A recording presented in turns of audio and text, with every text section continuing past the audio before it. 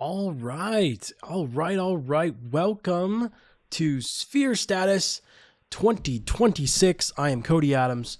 It is good to join you again today. Today, we're going to be talking about, of course, the sphere of media and ultimately how that informs what we do educationally. There has been a lot happening in that sphere. We'll get right into it. Just at the beginning, I've been introducing myself, and I'm just going to give a smaller, shorter introduction to myself now. Of course, you can get to know me by looking at some of the other ones. So pretty much my biggest thing, what I'm trying to do in the ministry and media that I create is that I want to help every redeemed but broken vessel actually understand God's role that he has us to play in history. And ultimately, part of that role is understanding society's building codes that God has put into Scripture, that we can understand how to rebuild a godly society, a godly order, which we had at the beginning of our country's history, and what we can have again if we learn what those things are and how they were actually incorporated into the way we actually lived at that point in time, and what we can do in the 21st century going forward, and how every Christian is part of this. Every Christian has a faithful stewardship to all of life, to first the soul and also to the societal order. And it comes directly from what we do every day. And so this is what I'm talking about. Sphere Status in particular, if you've not had a chance to join us before, you can like, comment, and share. We'll be live on Thursdays, like right now at 7 o'clock. You can join us regularly. Occasionally they'll be recorded, but then you can join me then. Sphere Status is specifically for what's going on in the seven spheres of our world, and how are those things, whether they are according themselves to God's design or not. And most of the time, unfortunately, we're going to see it be out of order, in dysfunction or disorder to God's design. And so we want to talk about one of those things. Where are we seeing those things? How are people understanding it and bringing God's word to bear so that we can ultimately move us into a biblical world, back to a biblical order in our nation? And that's what my mission is. So we're going to get right into it. So today, there is a lot happening in our spheres right now as we speak. So, of course, you guys know about Mandami in New York City. There has been a lot reported. Here's a recent thing. New York City teachers let me actually get myself into a smaller space here so you can actually see the screen. New York City teachers have made a stunning discovery after the school districts banned smartphones. It turns out the kids don't know how to read clocks, and they don't know what time it is. Now, I do some substitute teaching on the side, as well as the media and education production that I do here, and for small businesses and ministries. But I also go and sub in our public schools, and I can tell you, this is a completely normal thing. You ask a kid, usually almost every clock, which is great. A lot of clocks in our schools here in Kenosha still have analog clocks. And when you point up the clock and you ask the kid to read what time it is, they don't know. They don't know the big hand from the little hand. They don't know what it is. And so this is normal. This is what I've been seeing. This goes to one of the things that we as parents, we as friends and neighbors need to help teach our kids basic stuff. And so having an analog clock in your house is a very important thing to help teach your kid how to properly read a clock. It's important. Now, digital clocks, still great. I think it's great. I use digital clocks, of course, on our phones. Very important to teach that skill set and incorporate it into the design of our world around us.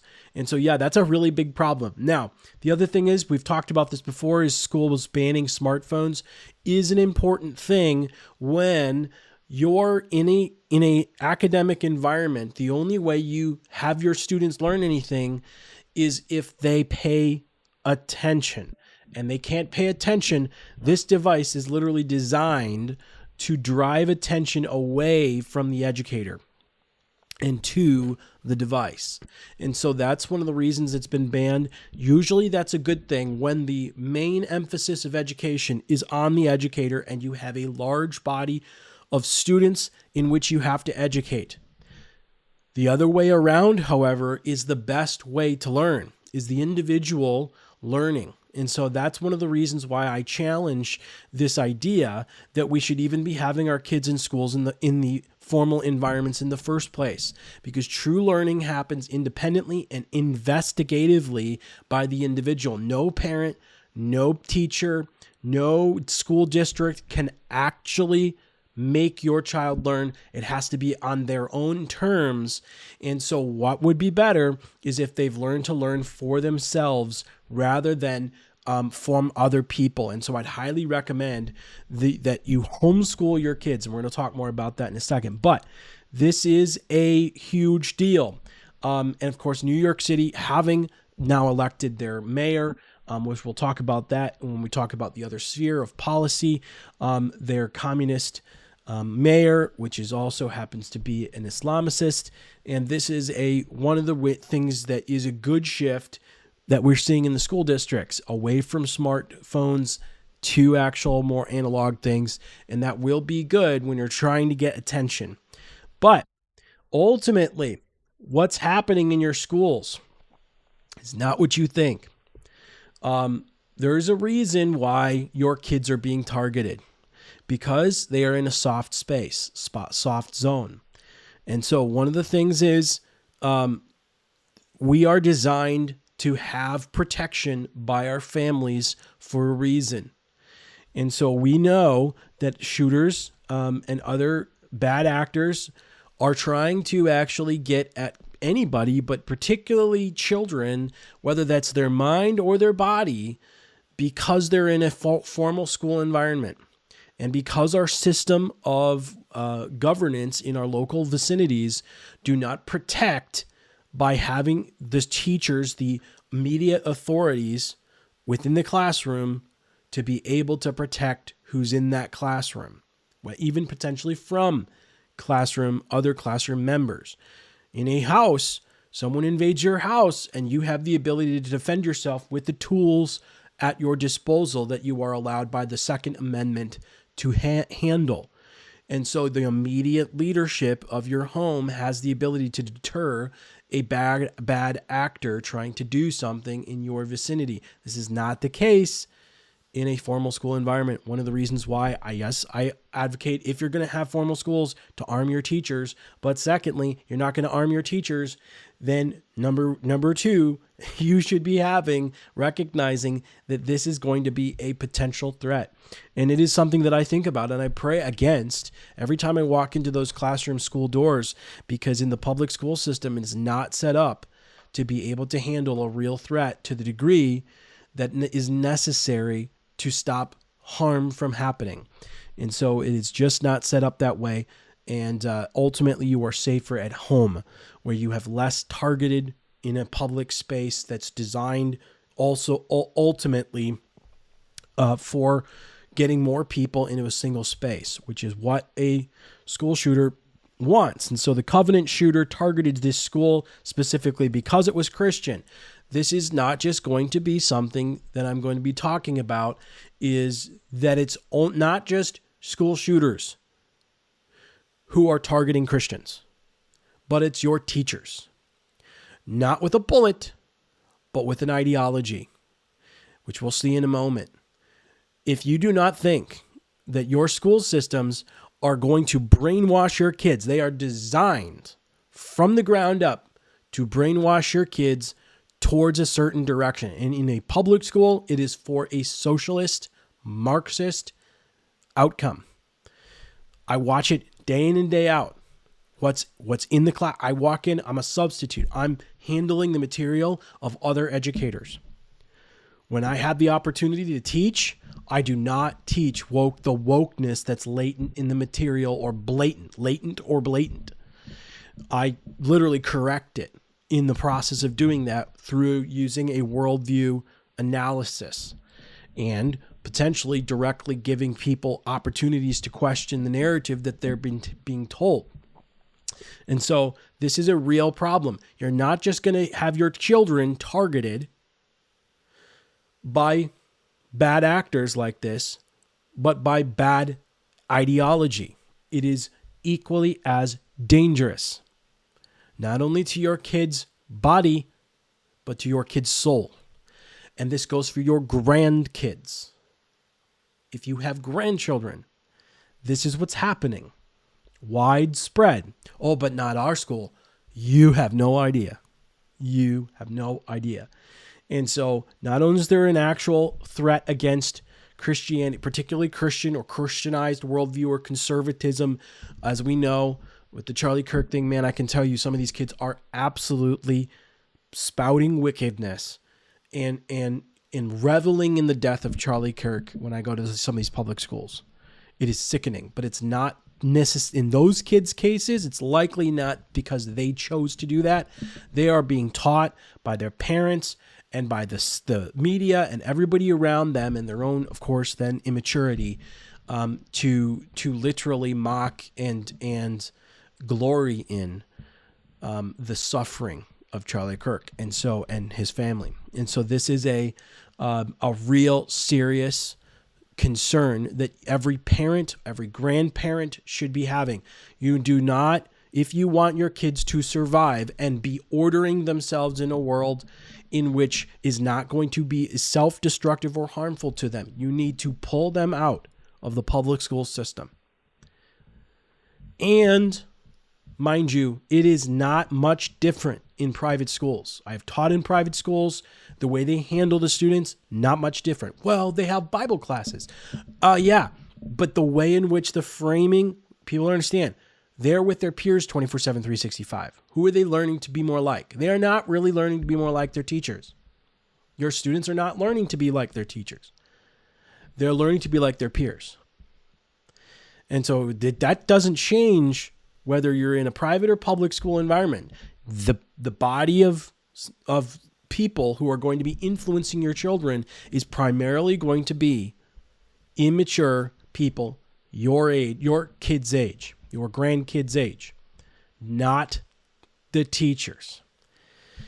And so this is why it is extremely important that you begin to take systematic awareness of what's happening. It's not just a physical threat that's happening. It is a spiritual, ideological, and physical threat occurring in our schools towards our grandkids or kids. Here's another example. Libs of TikTok posts this here on X. The Berwick, Lebanon, Maine School Board member confirms that students are being suspended for misgendering. Kids who don't affirm mentally ill delusions are being punished. Completely insane. You can contact the school. So if you are unaware of this reality, this is a significant problem that is occurring in our school systems right now. And you think, oh, well, it's just Maine. No, this is everywhere. I can tell you as a public school educator, this is everywhere. Here we go. Listen. Just for clarification, is this the policy that's used if a student misuses a pronoun, they are suspended? An intentional. Yeah, that's part of the definition of bullying. So if I raise my daughters if the person is a female, appears to be a female, to use she pronouns, and that student says, no, I want to be something else, will my child be suspended for that? Well, yeah, that would be harassment. When I heard that students are being suspended because they are using the wrong pronoun, I was aghast. I didn't realize that. They should be suspended in the bullying. I disagree with you saying that's incorrect. Well, one is biologically facts. It's actually XX chromosomes, XY chromosomes. Those are facts. We can't change those. It doesn't matter what our opinion is. We can't change those things. Those are immutable facts. And I'm wondering, are we, what I'm asking, my question is, are we suspending students for immutable facts? That's what I'm asking. Not for making a genuine mistake. If somebody is doing what you're sort of doing here and sort of trying to attack somebody because you don't agree with it, that's very different. And I think that's what they're talking about is, I'm going to keep saying it because I know it bothers you, then yes, this policy should apply. I guess, would it apply on the other hand, though? You know, that would be my question. If it bothers other people who understand normality, right? No. It's only, you only protect the people who are deceived, right? So you can see this is what's going on. You want your kids, your grandkids, indoctrinated, where they are literally going to be hauled into the principal's office and formally brought up on charges in the school district for harassment of another student because they are going to speak the truth about what their gender is. By the way, this is happening in our companies. This battle is about truth. And the only way you don't do anything about this, then the world at which you get is what you get. We have to be willing to pay the penalty of stopping this madness, or it won't stop. It will not stop, friends. And so here's something else that's going on. Okay, there is, obviously, we know all these higher learning institutions are equally as bad, if not worse, than some of the smaller ones for our kids. And so, of course, this is Charlie Kirk talking to students, and then students explaining their viewpoint on Charlie's position, and Charlie explaining when he was alive, I'm sorry, you're being sold. You're being sold woke falsehoods. Tilt it up, yeah. Yeah, no problem. I'm going to keep it short and sweet. I'm just curious about your stance on college as a scam, because I feel like, according to the Hamilton Institute, people who get bachelor degrees over a total lifetime earnings will earn over $1 million more than those who don't. And also, I feel like college is an important place for people to like go learn valuable life lessons. And also, it's good to have like a balanced society, because then you're going to get artists, you're also going to get architectures, you're going to get engineers, you're going to get all sorts of different people that we need in society. Because like, what's the point in living if we don't have writers or artists, you know? So I just want to get your take on that. Sure. The question is, do the best writers learn to write in college? Probably not. No. The best writers are gifted writing, and they learn to write by writing. And I would just argue that this kind of holistic view you get, for example, what are you studying? Can I ask? Economics. Okay. So what do you think of Thomas Sowell? I actually really like him. I bought his book, Basic Economics. Great. He's one of the first economists I Do really they teach it here? Not yet, but also I've only been Okay, for like so now 1 you're proving year. my point. If you're studying economics and they're not teaching Thomas Sowell, you're not getting an education, you're getting an indoctrination. Well, And you're no. being scammed. Okay. Milton Friedman, do they teach Milton Friedman here? No, but I'm aware of him. Okay, Ludwig von Mises, I'm aware of him, but no. Murray Well, Rothbard, hold on, No. F.A. Hayek, No. Frederick Bastiat. No. You're not getting economics education, you're getting an indoctrination. You should know every single, it's not your fault, but what you're paying for or going into debt for is not a real economic education. Those are the people that theorized about free markets, which is a legitimate school of thinking, monetarism, private property rights, and the fact that you, and not, I'm not criticizing you, I'm criticizing the institution that's failing you.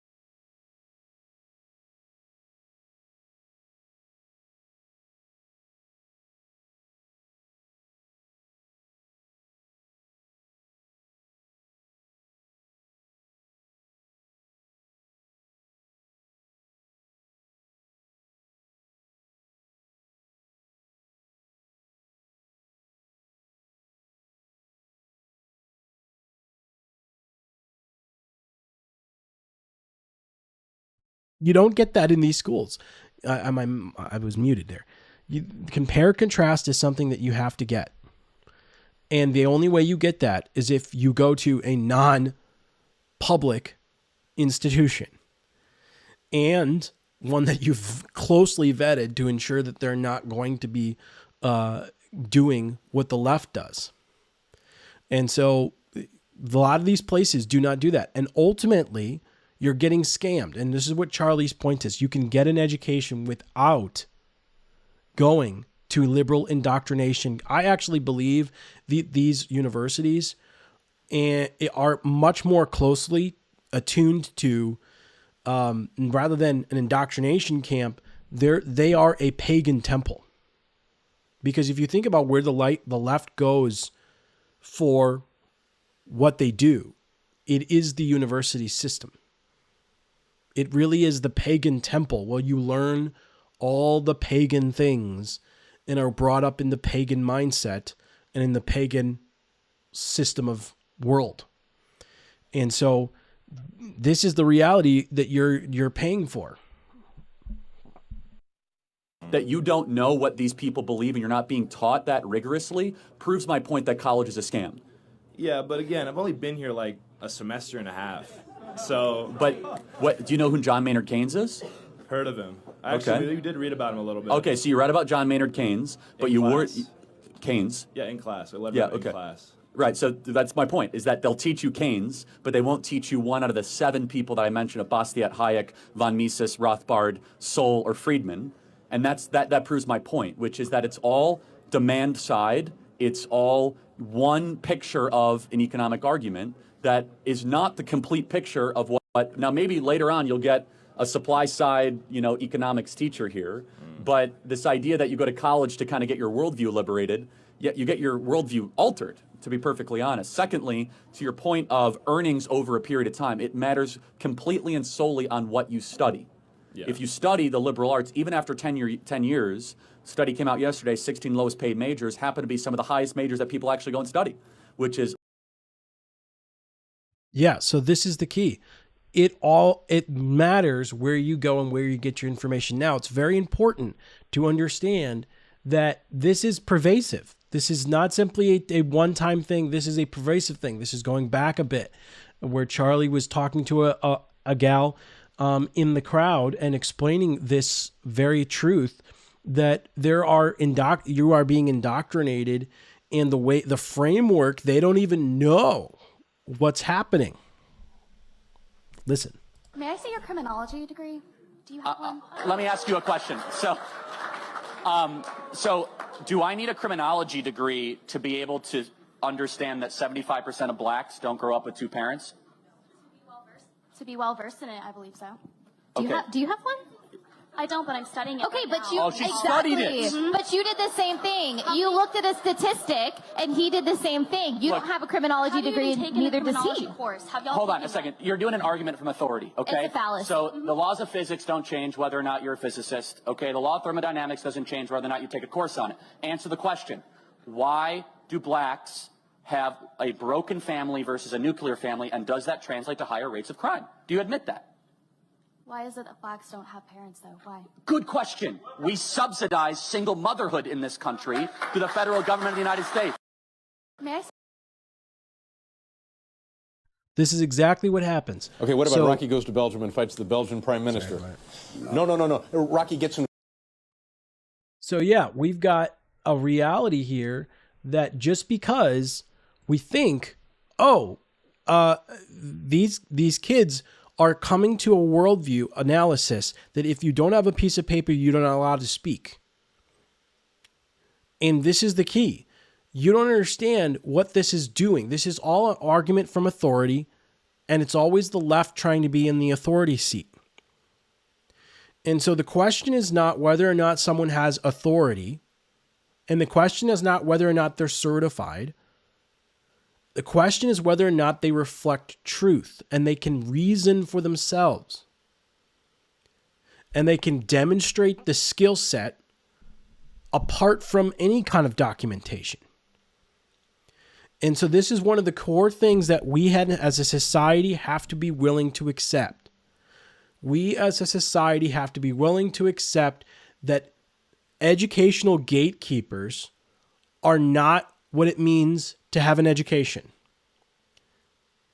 And we have to be willing to accept that there are fundamentally a lack of educational endeavors occurring in formal education settings because of the worldview being presented. It is pure indoctrination, not education. It is pure limiting versus expanding, which is what they sell you on. And so when we're coming to this idea of how are we going to break this? How are we going to break this problem? There are ways to break this problem. Okay?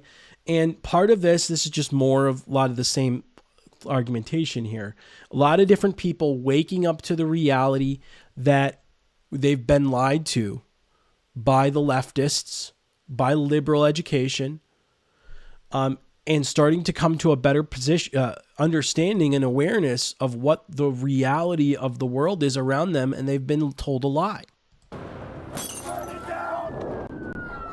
Start the revolution, break the system. There is no undo button in revolutions. In hindsight, I can see the red flags like a mile away with what's going on at school. There is this persistent culture of what is right and what is wrong. There's no nuance. You have to obey, you don't ask questions, and if you speak up, you will be punished and you will be ostracized. I decided to examine my beliefs as an exercise, but just look up the opposite side of the argument, which I hadn't honestly pursued before. And over time, I realized that I had some really bad beliefs.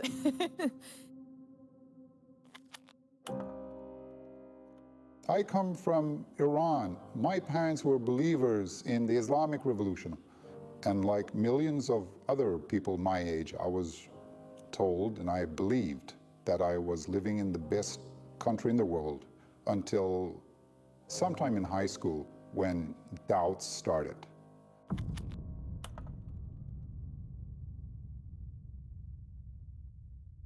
The way that I grew up, I had people that were older than me expressing a white supremacist ideology and went from one extreme to the other.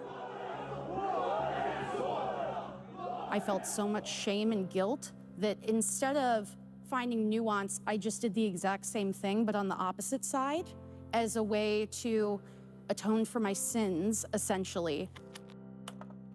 When I first went into social work school, I was very bright-eyed and bushy-tailed, and I really thought that everyone was open to listening and learning from each other.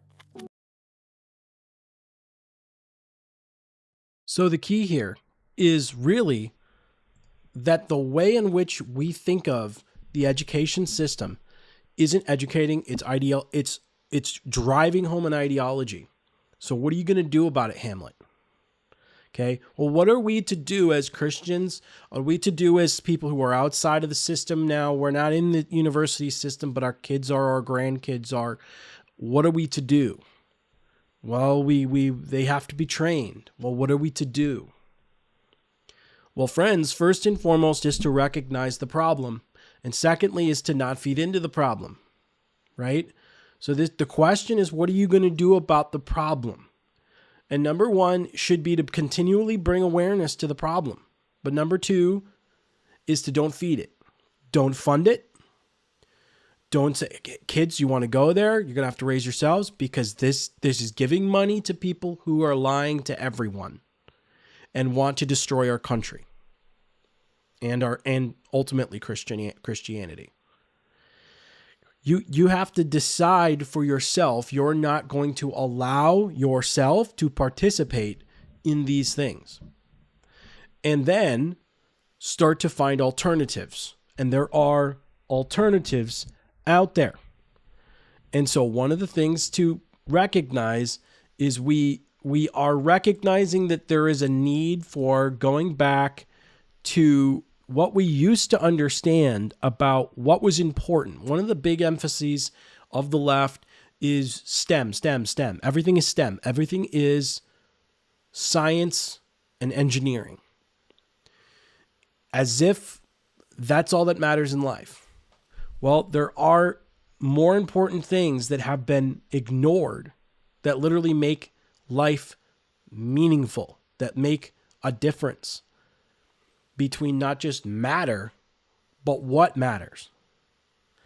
And so there are great larger individuals who are secular, who are recognizing this problem, who are starting to turn back, even in their liberalism, turn back to a greater understanding of where are we getting these things? Where are we getting the truths that we've lost? And what does that mean? What are the consequences of losing those things? Listen to this CEO explain this.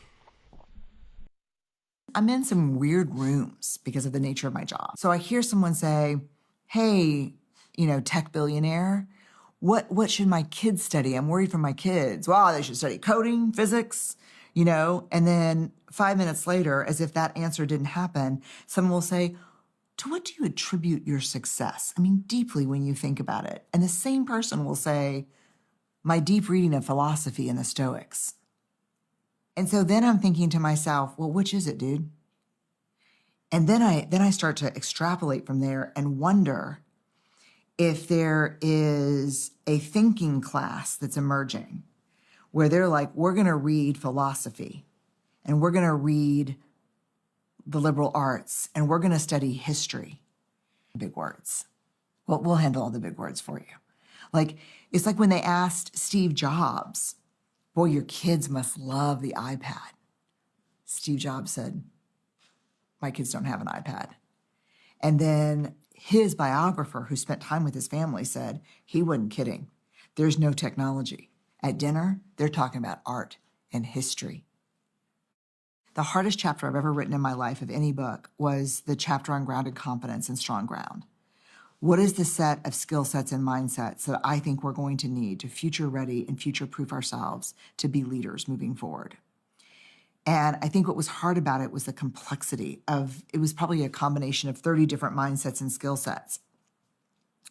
And when I was done, for commercial reasons, someone on my team immediately said, geez, this is if you can train people in these things, this is really important. And the first thing that I thought was, fuck that, my kids. I want my kids to know systems thinking. I want my kids to know anticipatory thinking, situational awareness, temporal awareness. I want my kids to have this complex set of skills. I want them to own their mind, own their intellect, own their attention, and own their focus. I want them to understand history. I want them to develop pattern recognition skills. I want them to be able to hold the tension of nuance and paradox, because these are the skills of the future. There you go. That is the reality that we have been missing. Is reality, is the things that make life and understand to orient life, the humanities. And to really understand systems thinking, you have to understand reason. You have to understand these things. You have to understand how people work and how things work and why and for what purpose.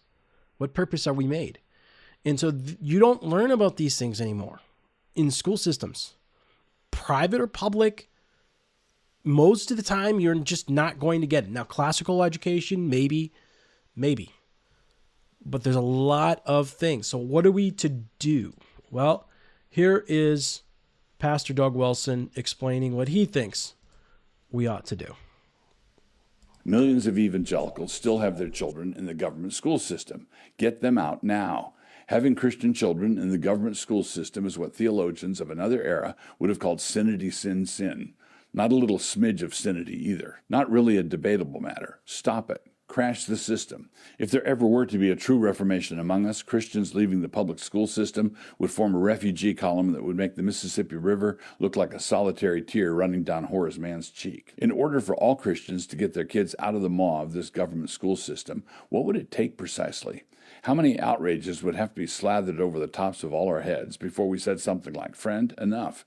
How outrageous would such outrages have to get before somebody noticed? How much before everybody noticed? If you boil a frog slowly enough, as the adage has it, he will let you do it. If they are evangelical frogs, you can boil the whole Nile with all of them in it. On a summer evening, you can hear them croaking their praise choruses.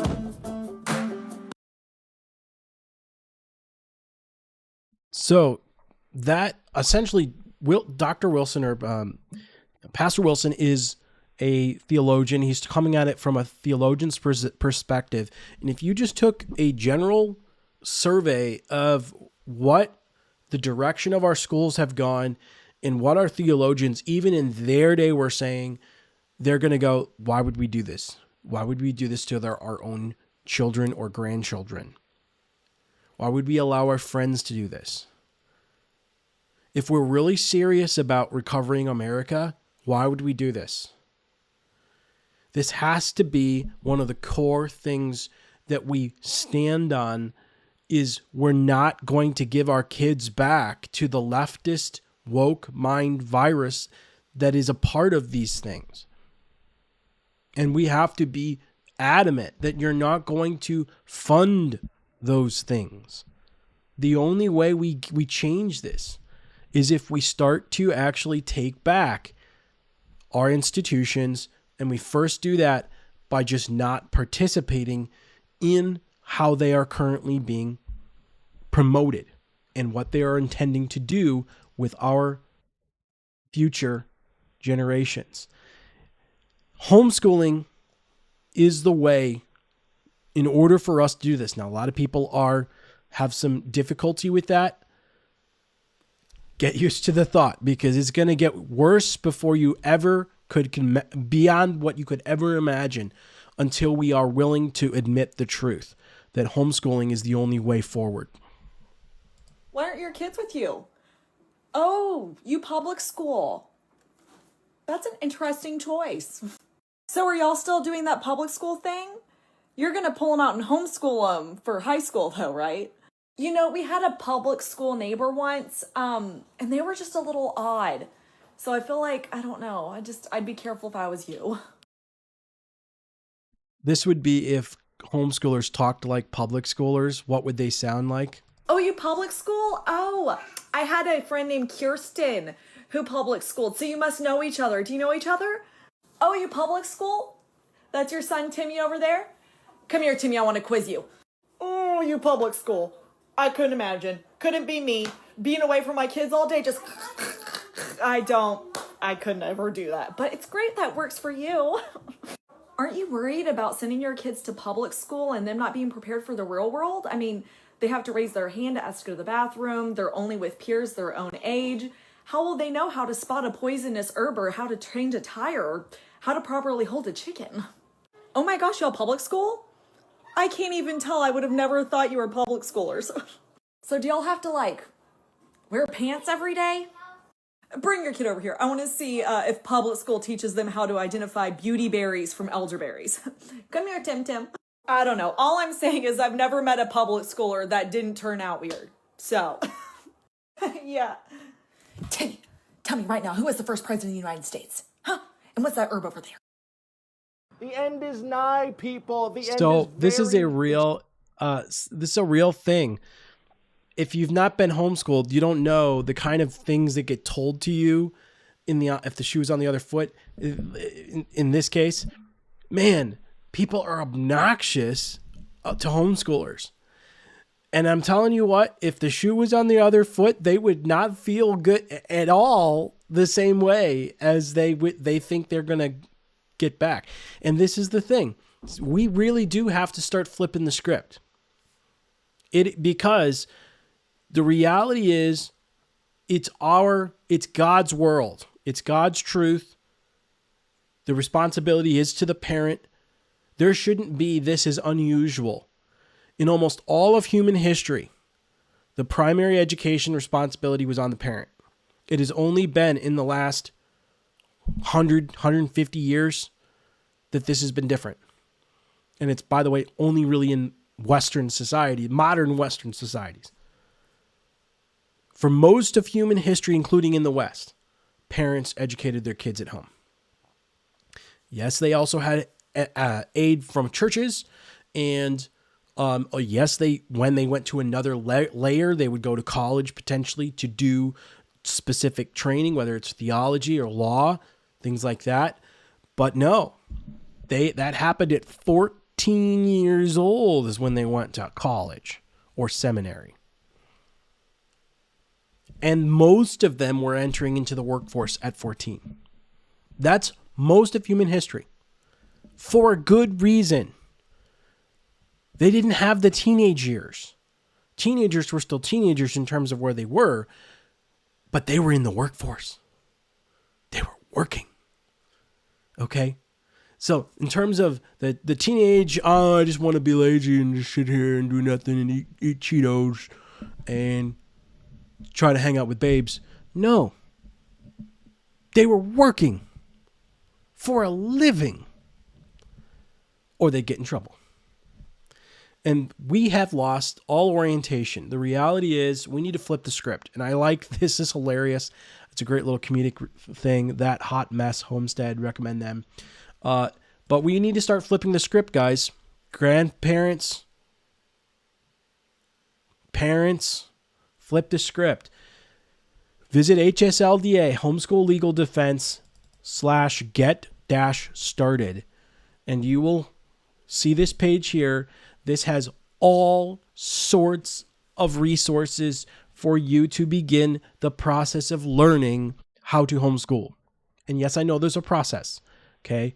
I know you have to prepare yourself functionally and mentally and practically for the whole thing. Get started. And think about homeschooling if you can, homeschool your nieces, nephews, and grandkids. If your kids will let them, if you have grandkids, because it's not worth losing their entire mind because you didn't raise your kids smart enough to take them out of school. Don't let your grandkids suffer. Offer to homeschool them. Well, I can't. If you're a homeschool parent, yes, you can. There are ways to learn how to do this. People have done this for over 40 years. They know. There are dozens and dozens and dozens, probably hundreds of people in your local homeschool groups who could answer every question possible and give you every resource possible so that you know what to do, even as a single parent. There are homeschool groups that allow you to do this. And people understand, well, I can't teach I don't know math. I don't know. Okay. You know, the great thing about this is there's this thing called YouTube. Then we've seen YouTube before. Listen to these professional YouTubers tell you about what they know about YouTube right now. Listen to them say, what do the professional YouTubers understand about YouTube that most parents don't know? Do you believe you can find everything you need on YouTube? Yes. Yes. How to do anything? Yes. Okay. That is the reality. The reality is everything we need to know is literally right here for free. An entire university education, more than that, PhD, all in one place, searchable for free. What are we doing? Listen to that. Comparing the Quran with the New Testament.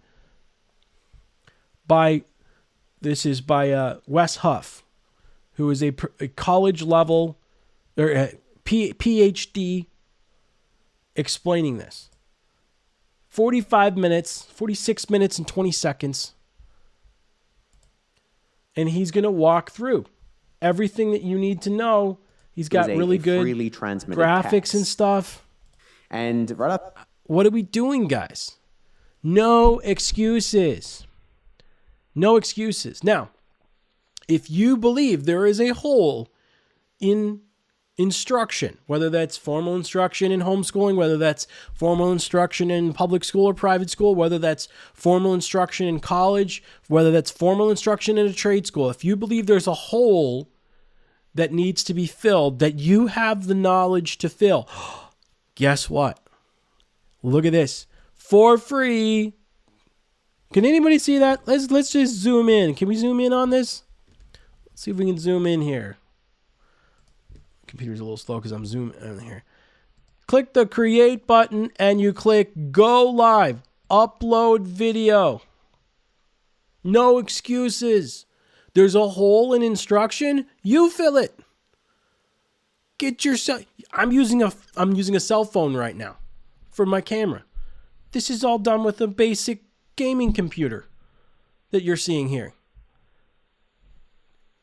What if there's any gaps? You fill them. These graphics, you know where I get these graphics from? This is Canva. Cheap. It's free. And then you can get the paid one for all the great, stuff. Look, I'm going to show you. Look at this. These are my Canva stuff. I'm working on courses. I'm working on graphics for stuff. With Canva. Everything you need. Everything you could possibly need to develop curriculum for every topic for free. And then you can get a very affordable paid thing. Guys, what are we doing? You know, Canva can also offer courses. So like I've got these in courses, my graphics for what I'm doing for all the live streams. There's like this whole breakdown here. Let me show you here. Come on now. Load up. You can see my entire course. It's like a course, except these are just all for my live streams each week that I cycle through. You can create your own course with materials, activities, description. You can actually have it where it has a full course. You can assign the course to somebody on Canva. Well, it takes a little bit of time. Not much time. Really, if you know how to use basic Word and PowerPoint, you know how to use this. And your phone has a freaking camera. A very high quality camera, as long as you're in good lighting. It's one light bulb uncovered right there. I got another light bulb here in the corner, just in the corner, giving me some ambient light. One camera. My graphic card that has the ability to extract my background. Graphics here that are in this software. Here, let me see if I can pull over my software streamer here. This is called Streamlabs. I was using it for free for a long time. Could stream to one site for free. So I would stream to Facebook. And you just build the graphics here. See, that's my little lower third. I can little eyeball, take it off, take it on, take it off, take it on. See that? That simple. Guys, it takes a little practice. You can do world-class work educationally for free. You're telling me you can't sit down throw up a graphic, throw up a book. You can't. Let's see. Project Gutenberg.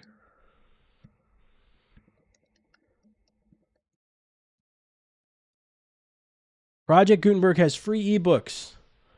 You're telling me you can't just pick up, here's Shakespeare. E-reader. Okay, actually I can do it HTML. I can open any one of these and I can read Shakespeare.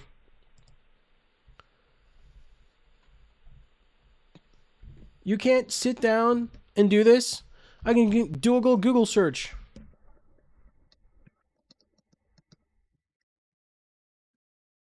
Get some images from Shakespeare. You can't do this for your kid or grandkid. Look at that one. That's a pretty good one. Copy. Go over to Canva. Make a little Canva presentation. Open a presentation. Come over here. Paste it. Come on. There it is. You can extract the background out of it. Remove background.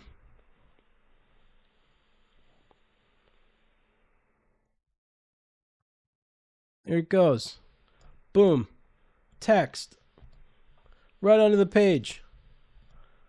Bring it over here. And you can say, let's go. Let's see what Shakespeare, basic thing, from the Poetry Foundation. Let's give a little summary of Shakespeare. First paragraph. Just copy and paste. Matter of fact, you could have it bring the whole article over there. Matter of fact, let's actually do that. Let's go back to that article. Is it really this hard, guys? It's not this hard. This is the key. There's nothing that we can't do in the 21st century with basic tools. So now that I've got that, boom.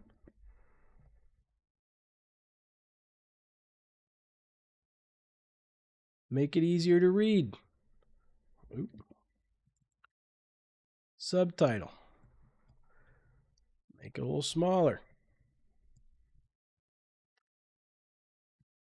Let's cut it in half.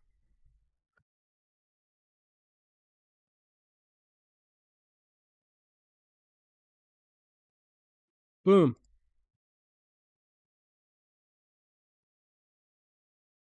New page. Duplicate. Do the second part.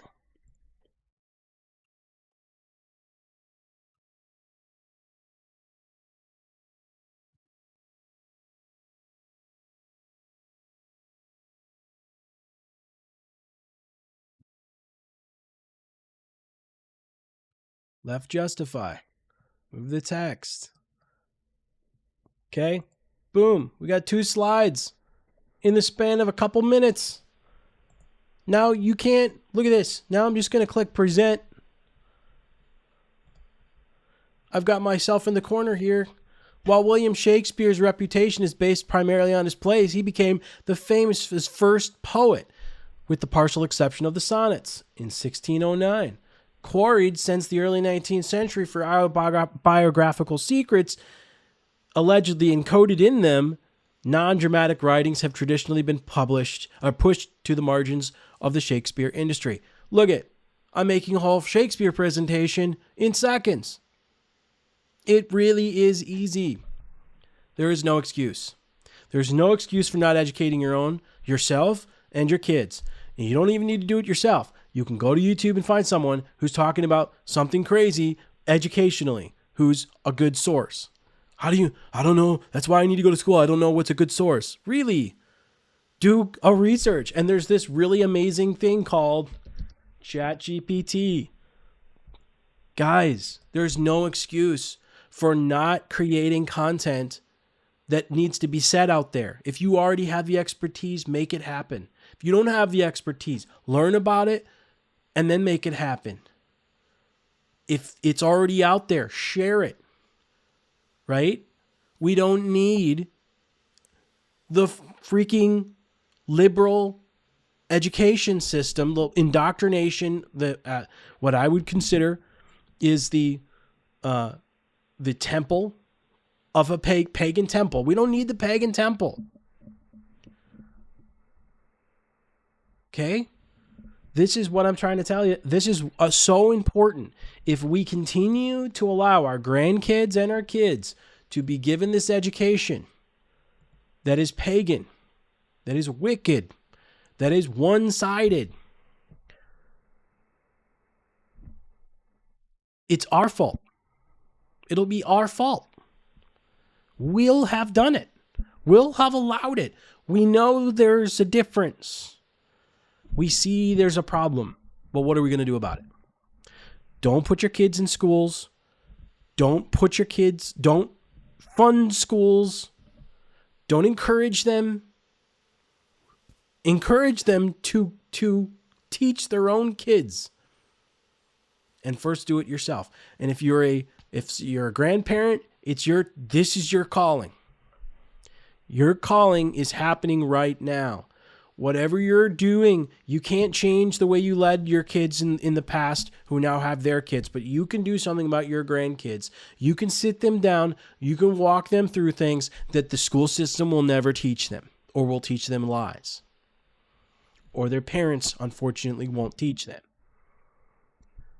You can bring them to things. But it's time for us to take up our mantle, our God-given mantle of social responsibility. When we know there's a problem and we know the solutions are there, it's our job to do something about it. Model Christ's order, Logos order, in all the spheres of our society. We have the opportunity to do this. God has given us his word that gives us the structure of society, everything. How do we understand family? How do we understand media and education? How do we understand law and enforcement and policy making? How do we understand culture? How do we properly understand work? How do we understand health? And ultimately, how do we understand the things of God, our spiritual life? The scriptures describe everything. But my friends, that if it stays in the book, whether it's a scripture or a history book, then we will ultimately have wasted the opportunities that we have been given.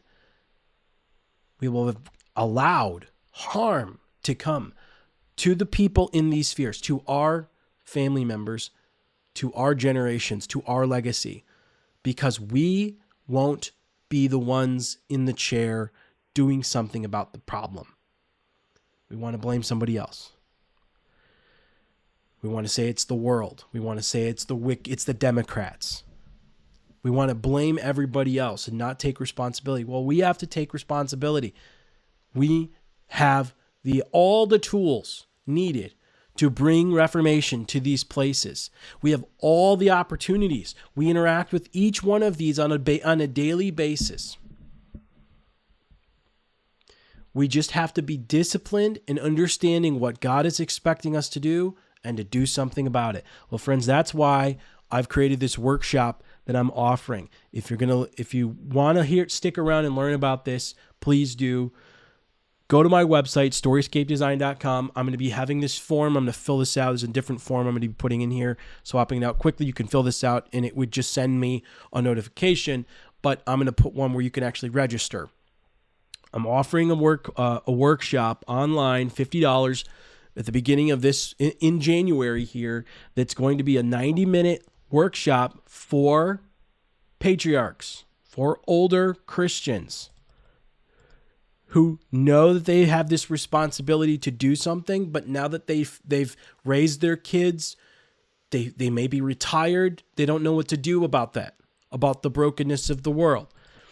This is the workshop for you. This is something that's going to give you an opportunity. What does Scripture say? What can I do practically that's going to help prevent harm to my grandchildren and my great-grandchildren? Because we do nothing, we allow the society to go hell in a handbasket, it will not just affect you. It will not just affect your sons. It will affect your children for the rest of time. And that will be on us. We have the opportunity to bring godly order, bring awareness of truth, bring awareness of law and order, bring awareness of structure and the biblical understanding of life and what it means to be educated and the responsibility of children to parents over their children to bring them up in the nurture and admonition of the Lord, to bring them into understanding of education. We have this opportunity. Well, come to my storyscapedesign.com, fill out my form. You can learn a little bit about me more. And you can download my bio sheet and a bunch of other things. Just get in contact with me. If you're also wanting to do media production for your church, for yourself, for your homeschool group, for whoever, you want marketing, you want curriculum development, and you want help with that, at the bottom of my website is a little button here you can click, and it'll bring up my contact form, and you can tell me what you might be interested in, and I'll reach back out to you, and we can sit down and talk about this. We can talk about what are the things that you feel called to speak about, or your organization needs help with in terms of media production that I can help with. I can either help train or I can help produce with you. I would love to do that. I'm here for you, but ultimately we have to bring Christ's glory into every sphere, not just in our homes, not just in our pews at church, but into every sphere And when we don't, there are serious threats. There are serious threats, physical and spiritual, mental, ideological. And it's our responsibility to do something about it, those who know, who are of the light. Friends, I hope that you've listened to that all the way through. Hopefully we can have a conversation. If you want to learn Canva, happy to sit down with you, find a decent rate where I'd be able to be compensated, and I could sit down with you and teach you the basics of Canva. Whatever you are wanting to do to bring reformation to these spheres of society. If you want to do this educationally, let's sit down, let's talk about that. You want to learn about more homeschooling, I'll happy to jump on a Zoom call with you. And then I'll send you some recommendations for your area of people you could contact and how you can get started on a practical level. We've got to do this. If you want to homeschool your grandkids, same thing. We've got to do what we can. And I hope that today you take that step. Get in touch with me. Let's have this workshop. Let's talk about what it is that we can do on a practical level. How can we take responsibility for, and ultimately, what does that mean? What does that mean? What are the practical things of what does that mean, right? Especially in the time of life you're in. Okay, let's talk about that. All right, so thanks for joining me tonight. Next time, you can join me again next week, Thursday, and live here on Facebook or YouTube or Rumble, and we will be talking about another topic. I'll explain that coming up next week, and we will be able to hopefully interact in the live chat if you're listening. So thanks for joining me tonight. God bless.